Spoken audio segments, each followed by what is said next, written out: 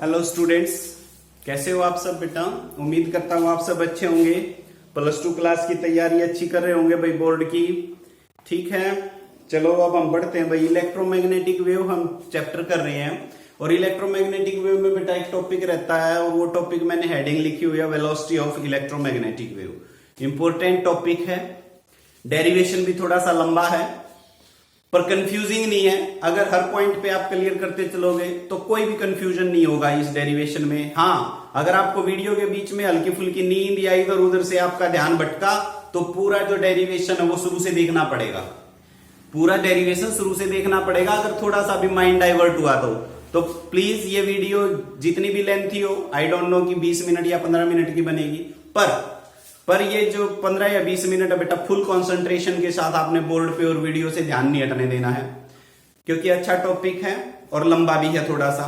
तो चलो देखो, एक बात हम स्टार्ट करते हैं अपने प्रीवियस नॉलेज से। और प्रीवियस नॉलेज में हमने इलेक्ट्रिक फील्ड और मैग्नेटिक फील्ड के लिए साइनोसॉइडली इक्वेशंस पढ़ी हैं।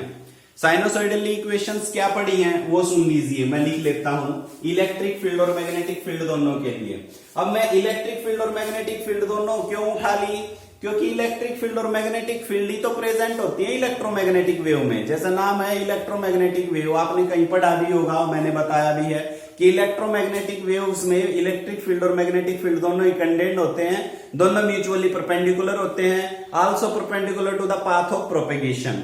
तो यानी कि तीनों पाथ ऑफ प्रोपेगेशन मान लो एक्स एक्सिस की तरफ जा रही है, कोई रेडिएशन एक्स एक्सिस की तरफ जा रही है तो इलेक्ट्रिक फील्ड मान लिया वाई एक्सिस में ले लिया और मैग्नेटिक फील्ड की तरफ चला जाएगा जेड एक्सिस में।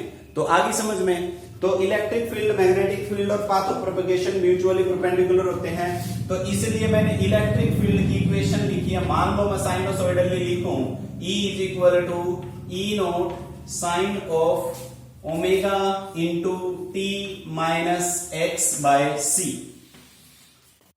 कुछ आप बच्चे कंफ्यूज हो जाएंगे, अब कुछ एक कंफ्यूज होंगे बट कुछ एक को ये पता चल जाएगा कि ये इक्वेशन सर ने कैसे लिखी है।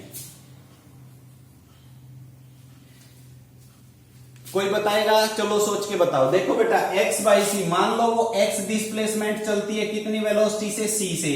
इलेक्ट्रोमैग्नेटिक वेव्स किस स्पीड से चलती है, c से ही चलती है। तो x बाई सी ये क्या है, टाइम है। टाइम में से टाइम गया, टाइम ही बचेगा भाई। डायमेंशनली तो टाइम में से टाइम जाएगा तो टाइम ही बचेगा ना। 5 सेकंड में से 2 सेकंड गए तो 3 सेकंड बचेगी। तो ओमेगा टी समझ में आ गई, ये पूरा टाइम है, ये टी ओमेगा है, omega into T sine omega T. मेरे ख्याल में यही पढ़ के आए हो, E is equal to E naught sine of omega T. चलिए मैग्नेटिक फील्ड के लिए आप इक्वेशन लिख सकते हैं, B is equal to B naught sine of omega into T minus X by C, T minus X by C. Clear होगी। E is equal to E naught sine of omega. इनको चलो मैं अभी equations मान नहीं रहा हूं कि ये फर्स्ट है या सेकंड है, अभी आप इनको रख लीजिए, ठीक है। अब चलो मैं एक डायग्राम से आपको बताता हूं कि क्या कुछ होने वाला है। मान लो अपने पास ये इधर आपका एक्स वाई एक्सिस है, एक्स एक्सिस है and that is Z axis, X Y and Z.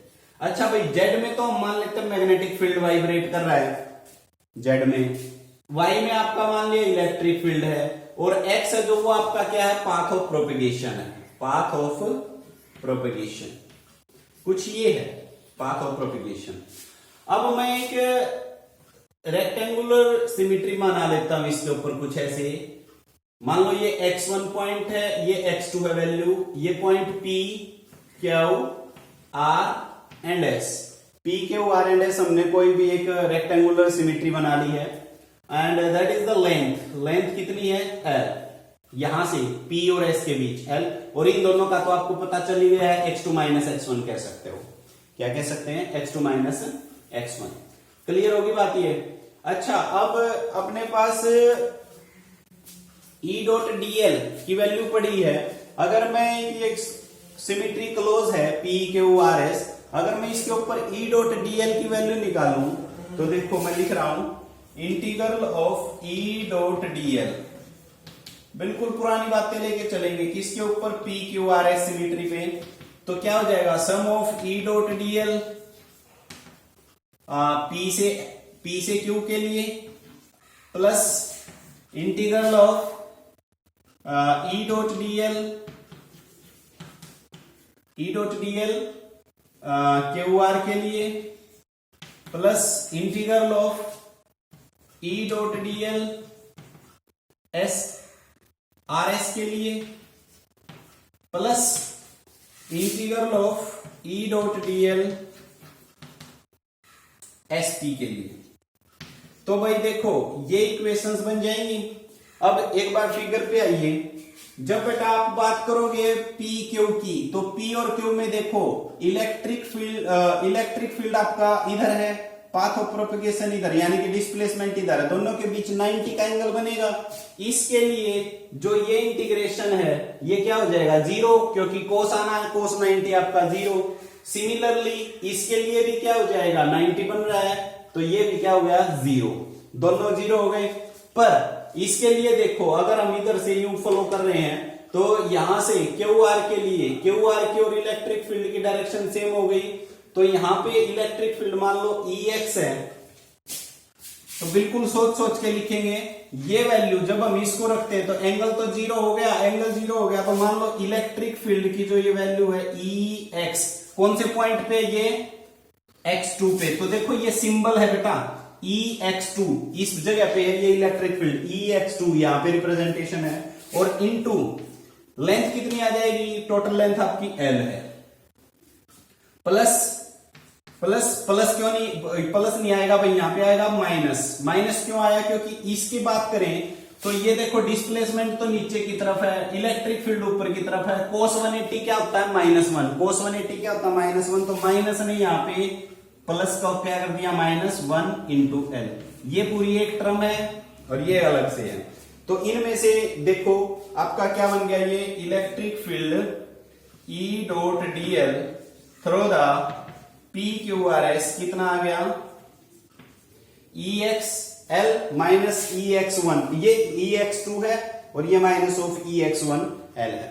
Clear होगी बात यहां तक मेरे ख्याल में कोई नई चीज है नहीं। चलो इसको आप इक्वेशन बना लीजिए फर्स्ट, ये इक्वेशन आपकी होगी फर्स्ट।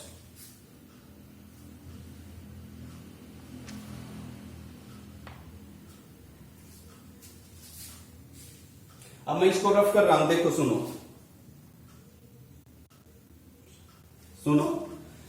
अब जैसे है ना भाई, ये इलेक्ट्रिक फील्ड का फॉर्मूला है, ये रहा इलेक्ट्रिक फील्ड। अगर मैं यहां EX2 बना दूं, जैसे मैं यहां पे भाई बनाऊं EX2, देखो इस इक्वेशन को मैं इसकी वैल्यू बनाना चाह रहा हूं EX2, तो यहां पे चेंज हो जाएगा बस,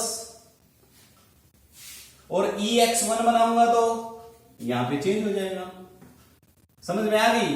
तो यानी कि EX2 की वैल्यू लिखनी है तो ये लिख दूंगा 2 करके इसकी जगह पे, और EX1 की वैल्यू रखनी है तो ये रख देंगे। देखो मैं बार बार रफ करके आपको बता रहा हूं, फिर यहां पे रख देंगे। क्लियर होगी? तो आप उस बात से समझ सकते हैं। तो यानी कि इस वैल्यू इक्वेशन में अब हम ये रखने वाले हैं। अभी इसको फर्स्ट मत मानो, चलो अभी इसको फर्स्ट मत मानो। इनकी वैल्यूज रखने के बाद अब क्या बनेगा देखिए। इक्वेशंस भाई मैं ध्यान रखूंगा आपने क्या क्या इक्वेशंस थी, आप भी नोट करते चलो और साथ में समझते चलेंगे कि कौन सी इक्वेशन की बात कर रहे थे हम।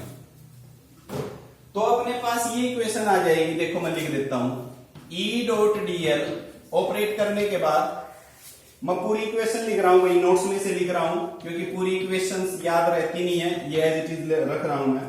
जब हम इनकी वैल्यूज ऑपरेट करेंगे, EX की ये वैल्यू ऑपरेट करनी है और इसकी ये यहां पे ऑपरेट करनी है, तो ऑपरेट करेंगे तो अपने पास जो इक्वेशन बनेगी वो बन जाती है ये E naught L into sine of omega T minus x2 by C minus sine of omega T minus x1 by C। ये देखिए भाई, देखो बेटा इसकी जगह पे ये ऑपरेट किया तो E नोट इंटू एल बन गया इसमें भी, और इसमें भी E नोट इंटू एल बन जाएगा जब x1 की वैल्यू। तो E नोट एल तो कॉमन हो गया, साइन ऑफ t पहले x2 वाली फिर माइनस करके x1 वाली। मेरे ख्याल में ये समझ में आ गई होगी आपके पास कि क्या कैसे इक्वेशन बनी है।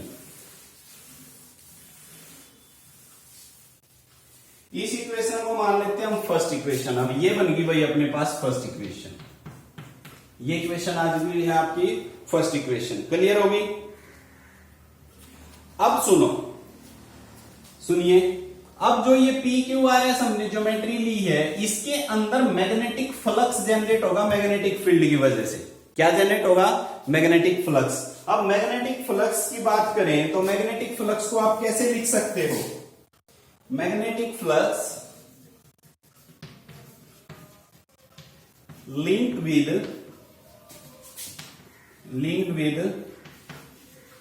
PQRS। देखो भाई फाई नोट कर लेते हैं, फाई बी से चलो नोट कर लो।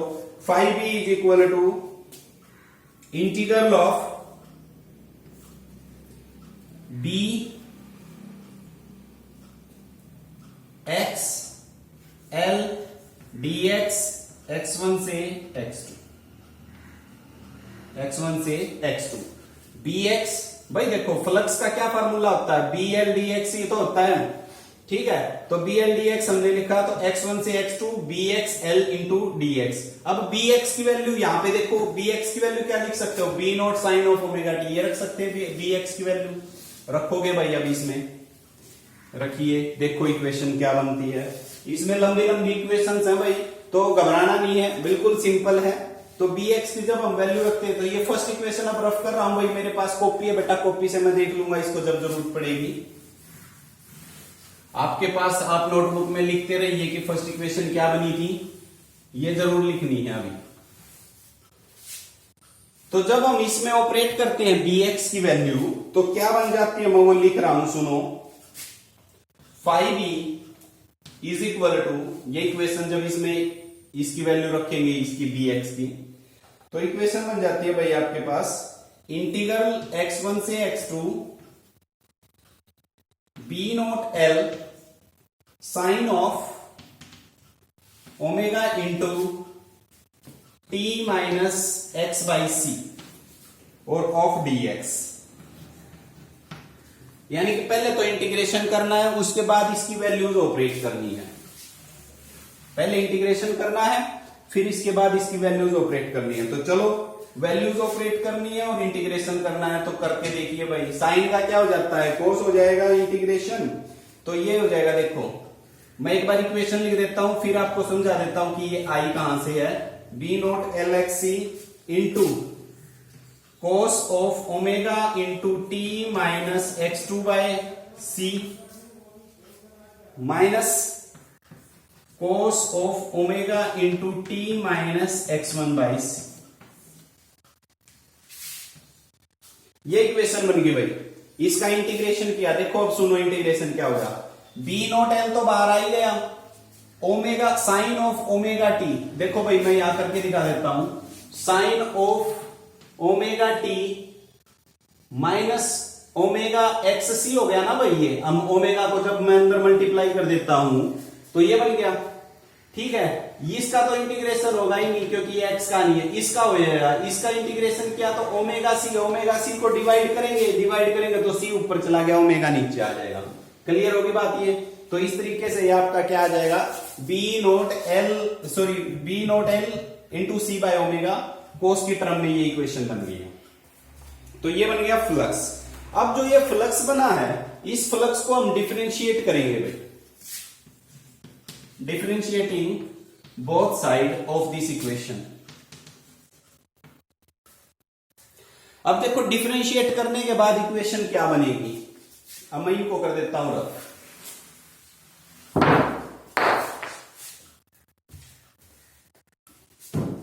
भाई डस्टर छूट गया था। तो बी नोट, इसको जब हम डिफरेंशिएट करेंगे फ्लक्स को, तो फ्लक्स को डिफरेंशिएट करेंगे तो ये इधर क्या बन गया भाई, D phi B by D T is equal to, differentiation के बाद ये तो एज इट इज आ जाएगा, B naught L C omega, अभी लिखो as it is B naught L C omega. Cos का डिफरेंशिएशन क्या बन जाएगा, कोस का साइन बन जाएगा माइनस में, तो ये मैं लिख देता हूं भाई, इक्वेशन लिख देता हूं, minus of omega sine omega into T minus x2 by C minus minus फिर प्लस हो जाएगा, plus omega sine of omega into T minus x1/c।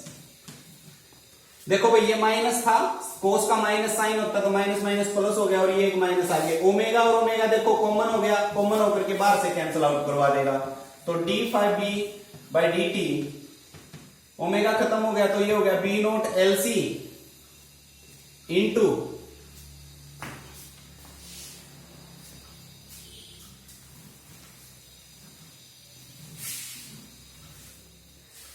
b0 LC into sine of, minus भी ले लो भाई बाहर, माइनस भी निकाल लो बाहर, आ गया माइनस बाहर, sine of omega into T minus x2/c and again फिर माइनस आएगा, minus sine of omega into T minus x1/c। ये हो जाएगा भाई फ्लक्स। ठीक है, इसको बना लो इक्वेशन नंबर 2। देखो फर्स्ट इक्वेशन आई थी, अब ये इक्वेशन नंबर 2 आ गई। अब इक्वेशन नंबर 2 आने के बाद यूज कर दो भाई Faraday law of electromagnetic induction. Using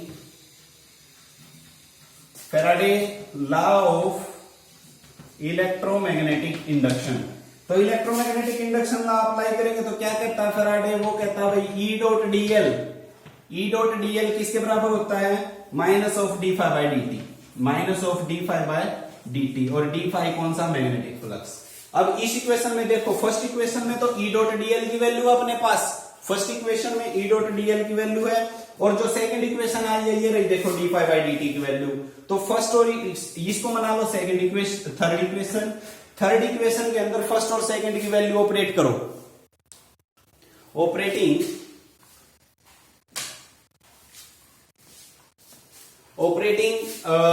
value of first and second in third equation.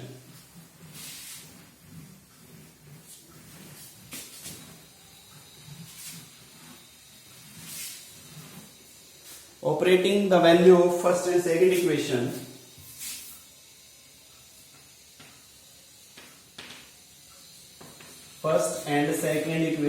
in third। देखो भाई थर्ड में अप्लाई करने के बाद बेटा मैं इक्वेशन लिख रहा हूं सीधी, आपको क्या मिलेगी सुनो, मिलेगी ये आपके पास E0 is equal to CB0, सब कैंसिल हो जाएगा, क्या बचेगा, E0 is equal to CB0। आप अपने है ना बेटा जब आप नोट कर रहे हो तो E.dl की जगह पे वैल्यू ऑपरेट करोगे, E.dl की जगह पे वैल्यू थी अपनी E0 L sine of omega into जो इक्वेशन फर्स्ट मानी थी, और जो इक्वेशन सेकंड थी वो यहां रखोगे, माइनस से माइनस प्लस हो जाएगा, और जो फाइनली बचेगी वो E0 इंटू CB0 बच गई। इसको इक्वेशन नंबर बना दीजिए 4। जब ऑपरेट करोगे तो आपके पास E0 is equal to C into B0। कई बार है ना न्यूमेरिकल इससे पूछे जाते हैं E0/B0 की रेशियो क्या होती है, E0/B0 की रेशियो क्या होती है, C, ये याद रखेंगे, E0/B0 की रेशियो क्या होती है, C। तो ये होगी भाई हमारे पास फोर्थ इक्वेशन। चलो अब देखो ये फोर्थ इक्वेशन तो कौन से केस में आई है, ये आई है इलेक्ट्रिक फील्ड के। अब अगर हम इसी केस को मैग्नेटिक फील्ड में और कंसीडर करें, मैग्नेटिक फील्ड में देखो इस तरफ था ना आपका मैग्नेटिक फील्ड B, अब मैं यहां से एक और स्क्वायर टर्म बना लेता हूं कुछ ऐसे, जिसकी लेंथ अब इधर L है, ध्यान से देखिए, PUT, T बना लिया पॉइंट। अब इसमें भी आप मैग्नेटिक फील्ड के लिए इक्वेशन लिखोगे, इसमें इलेक्ट्रिक फील्ड के लिए लिखी थी, इसमें अब मैग्नेटिक फील्ड के लिए लिखोगे। फॉर रेक्टेंगुलर सरफेस क्या नाम है इसका, PUTQ। इसमें देखिए इसके लिए जब आप इक्वेशन बनाओगे तो इसमें इक्वेशन बन जाएगी भाई मैग्नेटिक फील्ड के केस की, क्योंकि पहले वाले में इलेक्ट्रिक फील्ड था, इसमें अब बनेगी PUTQ मैग्नेटिक फील्ड की। मैग्नेटिक फील्ड की वही चारों से बनेगी, P से U, B.dl plus integral of U से T, B.dl plus integral of T से Q, B dot DL plus integral of Q to P B dot DL. अब इसमें कौन कौन सी जीरो हो जाएंगी, इनको छोड़ के ये दोनों जीरो हो जाएंगी, ये भी और ये भी। कौन कौन सी नॉन जीरो रही, पी यू कहां है, देखो ये रही पी यू, एक तो ये बचेगी और एक टी क्यू ये रही, एक ये बचेगी, ये भी जीरो हो जाएगी भाई और ये भी जीरो हो जाएगी। तो जीरो हो जाएगा तो इसकी जगह पे क्या लिख सकते हो आप, देखो पी यू कहां पे है, x1 पे है, पी यू कहां है x1 पे, तो B x1 into L minus of B X two into L, ये इक्वेशन बन जाएगी भाई आपकी integral of v dot DL P U T Q. अब देखो भाई इस इक्वेशन के अंदर फिर से हमने bx1 और bx2 की वैल्यू रखनी है, जो हमने पहली दो साइनोसॉइडल इक्वेशन लिखी थी वहां से, bx1 की और bx2 की। तो जहां पे x बाई सी था वहां पे x1 बाई सी आ जाएगा, x2 बाई सी आ जाएगा। ये वैल्यूज ऑपरेट करने के बाद अब मैं इक्वेशन लिख रहा हूं भाई, किस किस की वैल्यू, bx1 और bx2 की वैल्यू।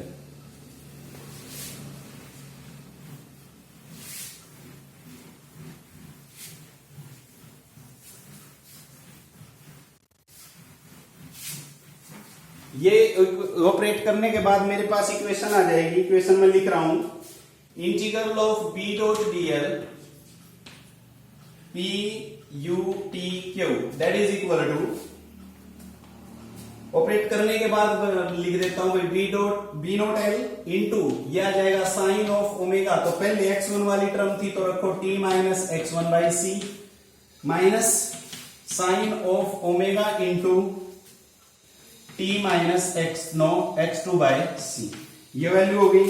चलिए इलेक्ट्रिक फ्लक्स लिंक विद, इसको बना दो भाई इक्वेशन फिफ्थ, ये फिफ्थ इक्वेशन बन गई। अब इलेक्ट्रिक फ्लक्स, जैसे देखो पहले वाले केस में मैग्नेटिक फ्लक्स निकाला था, यहां पे निकालेंगे electric flux linked with P U T Q. मैं लिख देता हूं भाई फटाफट वैल्यूज, क्योंकि वो सेम ही है। Phi E is equal to integral of E dot D S आ जाएगा, x1 से x2, ई की वैल्यू ऑपरेट करोगे तो आपके पास इक्वेशन क्या बनेगी, इक्वेशन बन जाती है फाई ई की E naught L into integral x1 से x2 sine of omega into t minus x by C D X. अब इसका इंटीग्रेशन करना भाई, इंटीग्रेशन करेंगे तो देखो बढ़ते रहो